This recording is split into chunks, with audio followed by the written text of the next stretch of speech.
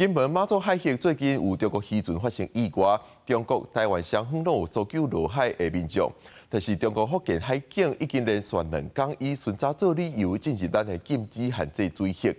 对此，咱的海巡署是抗议，中国的做法会影响海上的安全，呼吁相关的行动要重点。这里是中华民国海巡署 PP100管辖艇广播，你即将进入我国禁限制水域，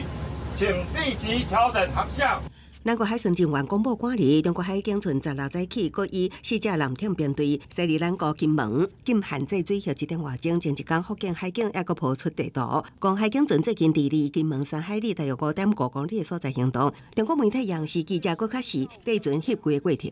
我正跟随福建海警编队的山州舰进行常态化执法巡查行动，在我舰左前的不远处就是金门本岛。海巡署声明指出，因为人道救援精神，咱国继续投入大量海上力量，协助所有最近落海的中国渔民。金门水域船只真接过下，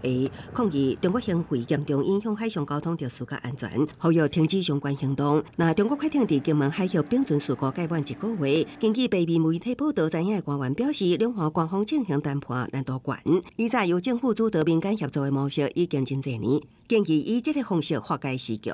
比较好的方式，实在也是要用两岸的红十字会来谈。我们官方扮演在后面这个协助的这个角色，这样的话，对很多事情的和缓解决应该比较会有帮助。